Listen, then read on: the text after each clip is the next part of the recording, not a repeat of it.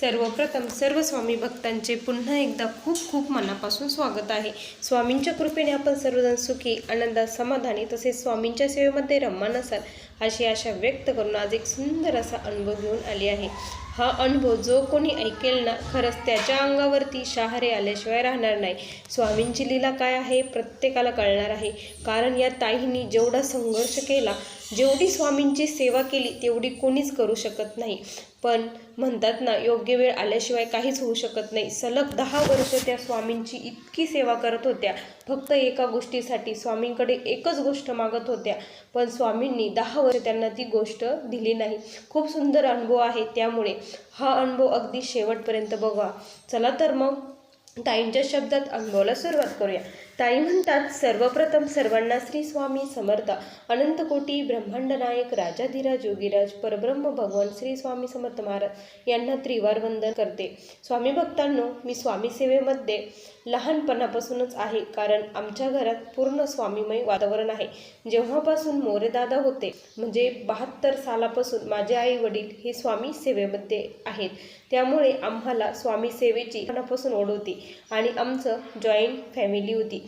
Joint family असल्यामुळे माझे 2 भाऊ, माझी बहीण आणि मी असे आम्ही 4 जण आणि आमच्या आत्याचे 2 मुलं, एक मुलगा आणि एक मुलगी, असे आम्ही 6 जण घरामध्ये होतो। त्यामध्ये आमचे जे काका होते ते रोज संध्याकाळी ज्याप्रमाणे आमचं हे असं आपलं जे आपण अभ्यास करण्यासाठी एक नियम असतो, तो त्या नियमामध्ये अभ्यास केला जातो, तसेच आमचे काका आमच्याकडून रोज स्वामींची आरती, कालभैरव अष्टक, स्वामींचा जप असे आमच्याकडून करून घेत असते आणि 6 दिवस 6 जणांची आरती ही ठरलेली असायची। अशी आमची ही सेवा रोज आमच्याकडून काका करून घेत असे, त्यामुळे सर्व काही लहानपणीच आम्हाला हे झालं होतं। पण म्हणतात ना, की कितीही सेवेत असलं, काही असलं आणि आपले जर म्हणजे नशिबात नसेल किंवा मागच्या जन्मी आपण काहीतरी केलेलं पाप असेल, हे आपल्याला माहीत नसतं, ते स्वामींना सर्व काही माहीत असतं। ज्या वेळेस आपली पाठी कोरी होते, त्याच वेळेस आपल्या जे नशिबात नाही ते स्वामी आपल्याला देत असतात। असंच काही झालं, माझं लग्न झालं, मला जो आत्याचा मुलगा आमच्या घरी होता त्याच्यासोबत माझं लग्न करून देण्यात आलं होतं। आता एकाच गावामध्ये आत्या आणि आम्ही असल्यामुळे आमचं जवळजवळच घर होतं आणि आमचं जे मठ आहे तो आमच्या घराजवळच आहे, खरं दत्त मंदिर आहे आणि तिथे स्वामींचं केंद्र भरत होतं, त्यामुळे खूप छान तिथे आम्ही आरतीला वगैरे जात होतो। लग्न झालं, आता लग्न झाल्यानंतर माझे मिस्टर हे चांगल्या जॉबवरती होते, सर्व काही घरी सर्व काही होतं, 70 एकर शेती वगैरे सर्व म्हणजे सर्व होतं। पण काय झालं ना, की लग्नाला माझ्या जवळपास 10-12 वर्ष झाले, पण मला मूलबाळ होत नव्हतं। मी स्वामींची इतकी सेवा करायची, इतकी, कारण मला माहीत होतं अशक्य गोष्ट आहे तर स्वामी शक्य करणार, कारण डॉक्टरांनी स्पष्ट सांगितलं होतं की तुम्हाला मूलबाळ हे होऊ शकत नाही। पण मला स्वामींवरती विश्वास होता, जी नाही ती सेवा, मला जेवढ्या सेवा माहीत आहे तेवढ्या सर्व सेवा मी रोज करत होती। असंच एकदा काय झालं ना, की आम्ही मथुरेला गेलो होतो, जे स्वामी सेवेकरी आहेत केंद्रातूनच गाडी गेलेली होती, त्या गाडीमध्ये मी आणि माझी आई देखील गेलेलो होतो। आता तिकडे गेलो, मथुरेला गेलो आणि काय झालं ना, की आम्ही मंदिरामध्ये दर्शनाला बारीला लागलो होतो। त्याच वेळेस आमच्या जे गाडीतील होते ते आमच्या पुढेच होते आणि मी मागे होती आणि चाललेली होती। मला ना एक मुलगा आहे ना, सारखा पाठीमागून धक्के देत होता आणि धक्के देता देता मग मला खूप राग आला। मी त्याला खूप बोलायची पण, की का रे असं करतो, तुला हे नाही का? पण तिकडे आपण परगावी होतो आणि मला असं वाटलं की याला आपली भाषा कळतच नाही, थोडं पुढं गेला का तो धक्का द्यायचा। मी म्हटलं किती बावळटपणा आहे, काय करावं, कारण जवळ जे माणसं आमच्या बसमध्ये जे माणसं होते ते सर्व काही पुढं होते, आम्ही सर्व मागे होतो। म्हटलं काय करावं आता, मग मला काहीच कळेना। मग मी त्याला हिंदीतून पण सांगितलं, पण तरी तो ऐकत नव्हता। मग म्हटलं आता काय करावं, मग मी महाराजांचं नाव घ्यायला सुरुवात केली, की स्वामी स्वामी श्री स्वामी समर्थ, स्वामी तुम्हीच बघा आता काय करायचं ते, असं मी स्वामींना म्हणू लागली। त्यावेळेस काय झालं ना, की मग असंच मग थोडा वेळ झाल्यानंतर म्हटलं की हा अचानक कसा बंद झाला की धक्का द्यायचा, म्हणून मी 10 मिनिटांनी मागे वळून बघितलं तर तो माझ्या मागे नव्हताच। माझ्या मागे एक भली उंच अशी व्यक्ती होती, खूप पांढरे शुभ्र कपडे घातलेली, डोक्यात टोपी घातलेली आणि खूप अशी तेजस्वी व्यक्ती, खूप म्हणजे खूप पांढरं, त्यांची त्वचा ही खूप अशी हे होती. मग मी म्हटलं की बाबा आले, माझ्या मागे ते होते आणि तो मुलगा तो नव्हताच. मग ते बाबा माझ्याकडे बघितलं, आमची नजर झाली आणि ते माझ्यासोबत हसले. मग ते म्हटले कुठून आली, तर मी सांगितलं आणि मला असं वाटलं की आपण बाहेर गावून आलेलो आहे आणि कोणाला काही पण काय सांगायचं. आणि ते खूप चौकशी करू लागले होते, तुला किती हे आहे, तुझा भाऊ आला का, आई आली का, ते सर्व सांगत होते. आणि मग मी म्हटलं खरं नको सांगायला, जर कोणी चोर वगैरे असेल तर बळच. मग मी त्यांच्यासोबत खोटं बोलू लागली की हो माझे वडील आले आहे. आणि दुसरे जे व्यक्ती आहे तेच मी त्यांना दाखवून दिलं की ही माझी आई आहे, हे वडील आहे, ही बहीण आहे. पण ते नंतर काय म्हटले की म्हणे ह्या आमचे नातवंड आले का म्हणे.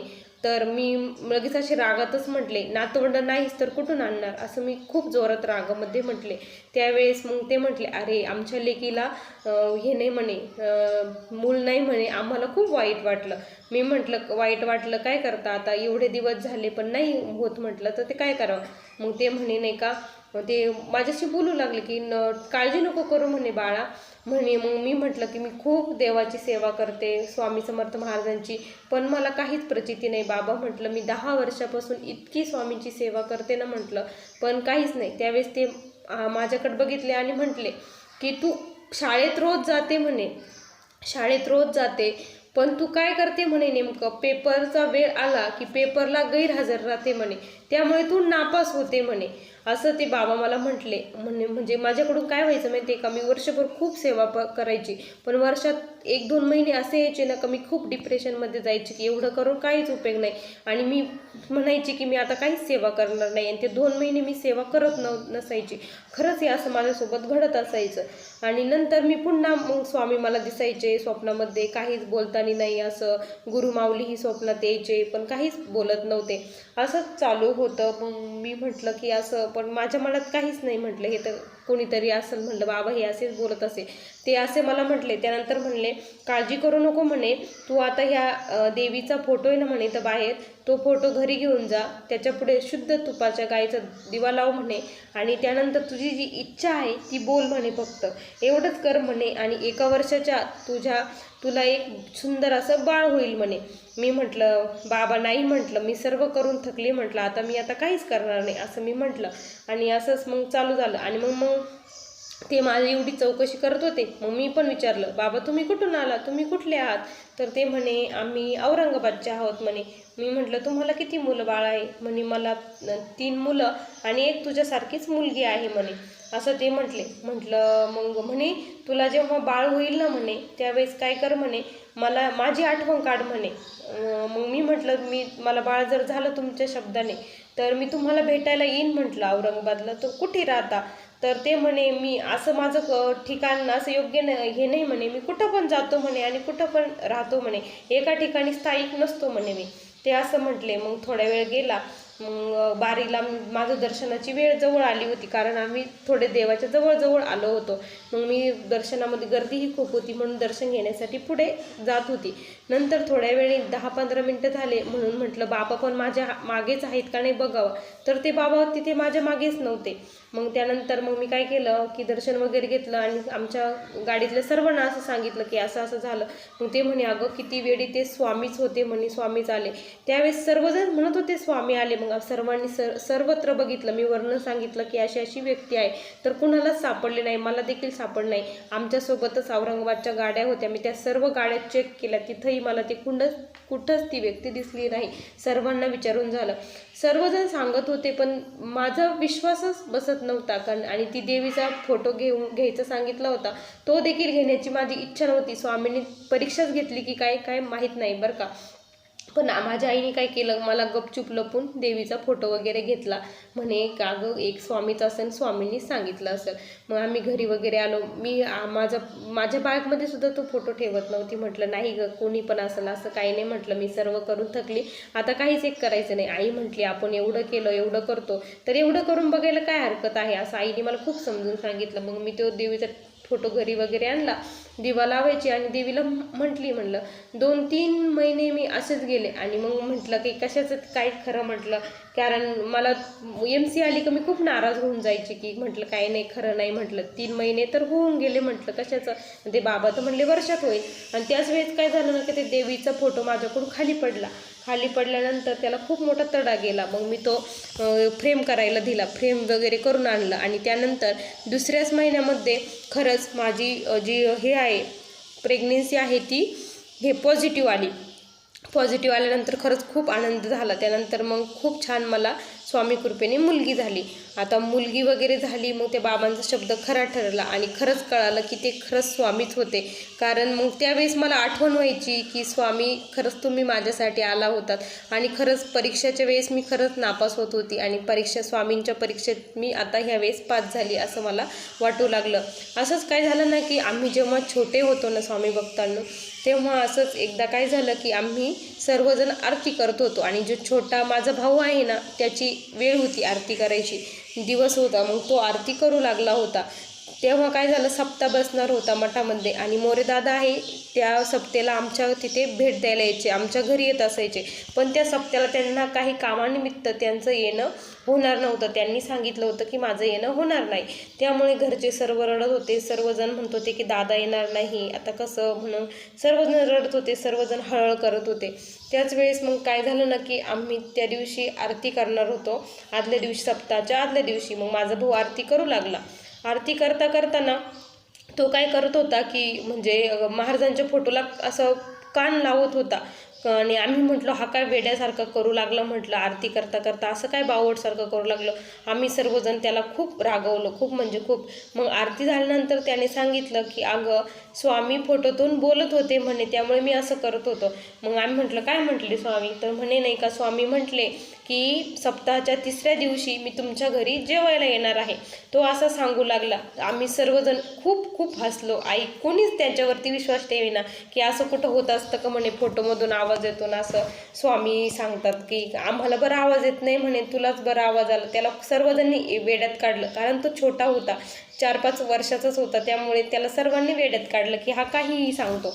मग सप्ताह सुरू झाला आणि खरंच सप्त्याच्या 3ऱ्या दिवशी एक अशी व्यक्ती आली ना की त्यांनी फक्त असं छोटंसं म्हणजे कापड गुंडाळलेलं होतं याला, वरती असं ती कोपरी असते ना तशी कोपरी घातलेली होती. इतका काळे बाबा होते ते की बस, खूप काळे बाबा होते, तेजस्वी वगैरे काहीच नव्हते. आणि त्यांनी असं धोत्रासारखं थोडंसं गुंडाळलेलं होतं, वर कोपरी घातलेली होती आणि हातामध्ये एक किटली होती. ते बाबा आले, त्यांनी आमच्या घरापासूनच ते मंदिर जवळ आहे आणि खूप मोठं औदुंबराचं तिथे वृक्ष आहे. मग ते बाबा आले आणि त्यांनी त्या औदुंबराला 2 प्रदक्षिणा घातल्या आणि ते औदुंबराच्या झाडाखालीच बसले. आणि मग म्हटले की मग सर्वजण म्हणे की बाबा आले म्हणून आमची आई ते सर्वजण दर्शनासाठी जाऊ लागले. मग तिथं त्यांच्याकडे गेले. मग ते म्हणे की ते हिंदीतून बोलत होते, हमें भूक लगी है म्हणे, आम्हाला खाना चाहिए असं ते बोलू लागले. पण आमची काय सवय होती ना की घरातील म्हणजे छोटं जरी बाळ असेल तर त्याला देखील महाराजांना वाढल्याशिवाय आम्ही कोणालाच काही देत नसायचो, खायला प्यायला काहीच देत नसायचो. ही सर्वांना सवय लागलेली होती. सर्वजण पहिल्यांदा विचारतात की स्वामींना वाढलं का, नैवेद्य दाखवलं का, तरच खायला घेतात. पण त्या दिवशी स्वामींना वाढलेलं नव्हतं, नैवेद्य स्वामींना दाखवलं नव्हता. मग हे तर बाबा म्हणतात भूक लागली मला जेवायला द्या, आणि स्वामींना नैवेद्य वाढलेला नाही आणि स्वयंपाकही झालेला नव्हता, भाजी करायची बाकी होती. मग म्हणे की नाही म्हणे स्वामींना वाढल्याशिवाय कोणालाच द्यायचं नाही. आई असं बोलली. मग काय केलं म्हणे, जाऊ द्या म्हणे, रात्रीची शिळी भाकर आहे आणि दूध आहे ते त्यांना द्या म्हणे त्या बाबांना, असं बोलले. आणि मग आईने शिळी भाकर आणि दूध दिलं. त्यांनी ते खाल्लं, पूर्ण भाकर खाल्ली, दूध खाल्लं वगैरे आणि ते बाबा मग निघून गेले. ते बाबा निघून गेल्यानंतर काय झालं ना की मग असंच पारायण वगैरे छान समाप्ती झाली. पारायणाची समाप्ती वगैरे होऊन गेली. मग म्हटलं की मग दादांना असंच दादांना एक दिवस आई गेल्या होत्या तिकडं आईन ते, तेव्हा मग आई म्हटली की दादा तुम्ही सप्ताहाला आले नाही तर खूप म्हणजे असं मोकळं वाटलं, छान नाही वाटलं ह्यावेळेस, असं आई म्हणू लागली. त्यावेळेस दादा खूप हसले आणि म्हटले की आम्ही आलो नाही, अरे तुमच्या घरी तर साक्षात स्वामी जेवायला आले होते म्हणे. असं जेव्हा ते म्हटले त्यावेळेस आई खरंच रडू लागली. म्हणे खरंच माझा मुलगा म्हणत होता की तिसऱ्या दिवशी स्वामी जेवायला येणार आहे आपल्या घरी, आणि स्वामी आले होते पण आम्ही त्यांना ओळखू शकलो नाही. आम्ही तर त्यांना शिळी भाकर खायला दिली, ताजी दिली नाही म्हणे. दादांना म्हणून हे करू लागले. त्यावेळेस दादा म्हणले काळजी करू नका, स्वामींना ती शिळी भाकरच खूप प्रिय आहे, तुम्ही किती भावाने दिली तेच खूप महत्त्वाचं आहे असं ते म्हटले. त्यावेळेस खरंच आम्ही देखील खूप म्हणजे खूप आम्हाला देखील वाटलं की ते स्वामी होते, आपण त्यांना काय काय केलं असतं, असं केलं असतं, त्यांचं दर्शन घेतलं असतं, त्यांना किती खायला दिलं असतं, पुरणपोळी बनवली असतं, असं सर्वजण मग इमॅजिन करू लागले. सर्वजण खूप रडले, खूप म्हणजे खूप रडले. त्यानंतर मग असंच झालं. असे आमच्या दोनदा स्वामींनी आम्हाला अनुभव दिले. आणि मला काय होतं माहिती का, स्वामींना खूप असं होती की स्वामी मला पास करा, मला एवढे मार्क पडू द्या, माझं हे होऊ द्या, मी तुम्हाला 5 चॉकलेट देईन, 5 चॉकलेट देईन, असं मी स्वामींना कंटिन्यू म्हणायची. आता तेव्हा माझी इच्छा लगेच पूर्ण करायची. पण मग मी म्हटलं की मी एवढी सेवा करते पण स्वामी काय माझ्यावर प्रसन्न होत नाही, म्हटलं मला मूलबाळ काही देत नाही, तर म्हटलं पास आपण चॉकलेटची करून बघूया. म्हणून मी चॉकलेट घेण्यासाठी गेले तर दुकानात मला 4च चॉकलेट मिळाले अक्षरशः. तुम्हाला हे खोटं वाटेल स्वामी भक्तांनो, पण ते खरंच होतं. माझी ती योग्य वेळ आलेली नव्हती, त्यामुळे ती सेवा देखील स्वामींनी माझी घेतली नाही. आणि खरंच योग्य वेळ आल्यानंतर माझ्या जे नशिबात नव्हतं ते देखील स्वामींनी दिलं. मला खूप छान मुलगी स्वामींनी दिली. आता स्वामींच्या चरणी एकच प्रार्थना आहे की स्वामी या देहात देह आहे तोपर्यंत तुमच्या चरणाची खूप सेवा करून घ्या. हा माझा आलेला अनुभव होता. श्री स्वामी समर्थ. बघा स्वामी भक्तांनो किती सुंदर अनुभव होता. खरंच ताई खरंच अंगावरती शहारे आले. मला तर हा अनुभव खूप आवडला. तुम्हाला हा अनुभव कसा वाटला नक्की कमेंटमध्ये कळवा. पुन्हा भेटूया अशा सुंदर अनुभवासोबत. तोपर्यंत सर्वांना श्री स्वामी समर्थ. जय जय स्वामी समर्थ. श्री गुरुदेव दत्त.